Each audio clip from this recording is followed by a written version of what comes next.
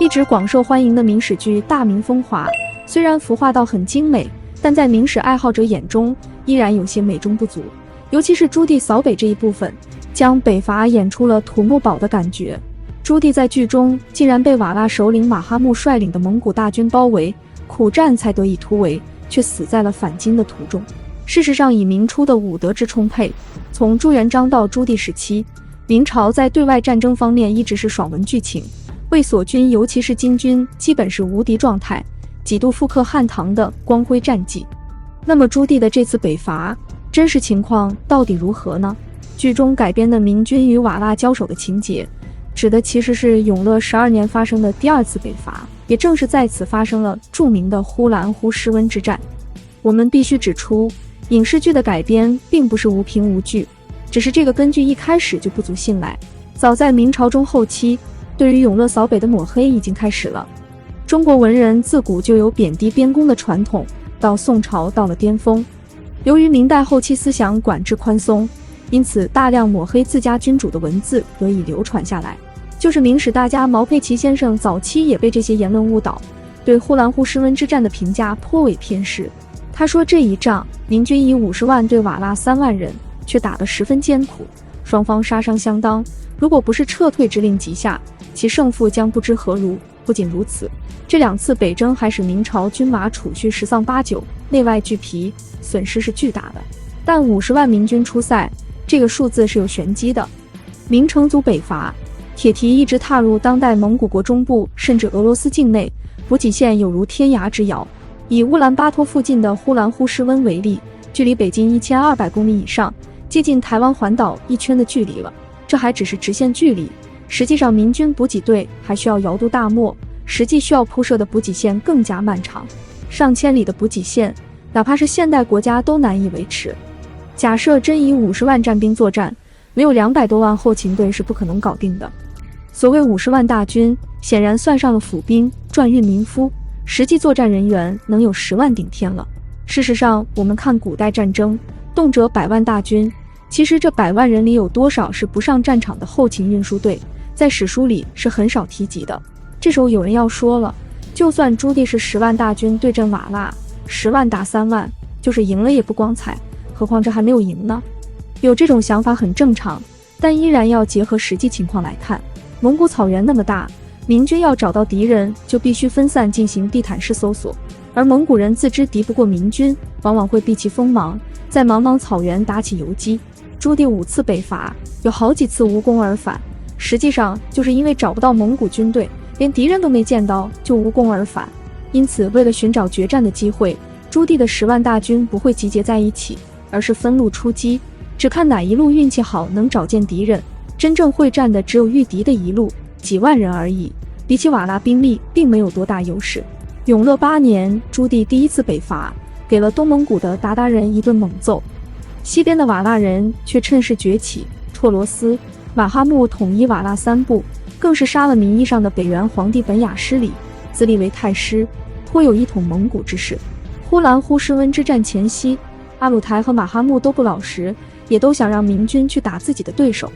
朱棣想了想，觉得当前局势是瓦剌强大达弱，为了维持草原的平衡，还是把瓦剌人给打残了再说。瓦剌本部战兵不过3万余人，但战斗力很强。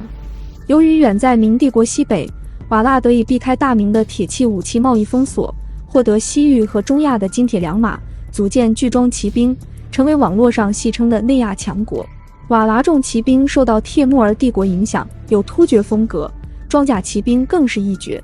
当然，大明开国时的巨装骑兵一样是硬茬子，因此呼兰呼施温之战无疑是整个明朝历史上罕见的重骑兵对决。公元1414年2月，朱棣亲率10万大军从北京出发，号称50万，横越大漠，扬兵西北。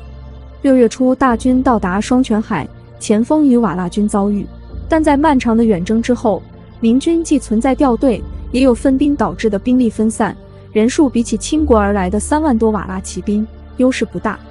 而且呼兰呼施温在当代的蒙古国首都乌兰巴托附近，朱棣的军队已经在蒙古高原上跋涉了2个多月，发现敌踪后加速前进，体力消耗无疑会导致战斗力的下降。蒙古草原庞大的纵深向来就是农耕帝国的天敌。当初一汉当五湖的铁血强悍，曾经能在边塞上杀匈奴如一草的大汉男儿，在卫青这样名帅率领下远征到漠北，也只能和匈奴人杀得旗鼓相当。这正是远距离的客场作战导致汉军战力下降的结果。发现瓦剌军前锋后，朱棣明白大战将至，并全军做好恶斗准备。随即，大明军队在呼兰呼什温发现蒙人主力，马哈木率瓦剌举部之兵3万多人，屯于高岗之上，每人带从马3、4匹，仅战马就有10多万。马哈木作为能统一瓦剌各部的枭雄，当然不是好对付的，仅一招便把朱棣逼到十分危险的境地。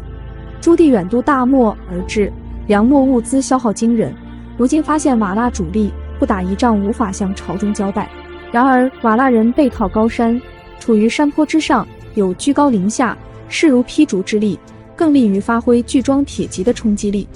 假设朱棣选择对峙，瓦剌人准备了充足的牛羊作为粮草，先耗不起的一定是明军，而如果明军撤退，就会丧失士气，马哈木还可以追击。可以说这时候朱棣面前的局势并不容易，但真实的情况是，永乐大帝并不会像大明风华演的那样受苦吃瘪。开战之后，蒙古铁骑分3路冲锋，朱棣知道明军重骑兵数量偏少，又位于低处，难以顶住在主场休养多日的瓦剌重骑兵第一波冲锋，遂命令悍将柳生以神机营迎战。想不到吧，也还有枪。热武器对冷兵器无疑是一次降维打击。当敌军进入射程之内，神机营的枪炮齐鸣，蒙军战马中弹成片倒地，不得不撤回山顶。朱棣纵铁骑2路包抄，试图发挥出兵力优势，但瓦剌军占据制高点，阵势坚实如磐，破甲重箭像瓢泼大雨般滚下来，明军损失也不轻，蒙古籍军官满都力战而死，郑亨中箭后撤。朱棣眼见战局陷入白热化，亲率数千骁骑直捣敌寇中军。朱棣亲率的骑兵是明军的王牌部队，分为重装枪骑兵与重装弓骑兵，所过之处枪如密林，箭如暴雨，精挑细选的战马也能承载较重的装备。瓦剌军刚刚击退明军左右2军的夹击，中军又被一个突袭，简直猝不及防，阵线开始松动。明军这时候全军压上，柳生父以神机营枪炮射击马哈木左右2路，神机炮将几百名瓦剌战士射杀马下。此役明军大获全胜，成为火骑部队与步骑兵协同作战的经典战例。这里小声插播一句，哪怕是在现代，能做到轻步兵与坦克协同作战的国家也屈指可数。回到战场，朱棣选择穷寇莫追，一是担心太过深入，明军体力继续消耗，将可能遭受擅长草原作战的蒙古军困兽之斗；二是不想对瓦剌造成太大打击，维持草原军事的考量。如果认为朱棣损失比蒙古军更大，才不敢追击，那就大谬了。呼兰呼什温之战中，明军战死的将领仅有蒙古籍军官满都，而瓦剌被杀其王子10数人，杀其明王以下数十人，可以说是元气大伤。可以说朱棣此战是达到战略目的的，因为瓦剌的衰弱极为明显，之前还威风凛凛的马哈木，不过2年后就在与曾经被自己摁着打的鞑靼太师阿鲁台决战中惨败，并且重伤而死。可以说呼兰呼什温之战已经暂时解除了瓦剌人的威胁。当然，马哈木的儿子托欢和孙子也先极为出色，在逆境当中重新振兴瓦剌，统一蒙古，并在日后上演了土木堡之变，兵临北京城下，险些灭亡明朝。这又不是朱棣所能计算到的了。不过那已经是进入英宗时代的事情了。大明军力鼎盛时的永乐朝，对外敌摧枯拉朽无往不克才是那个时期的常态。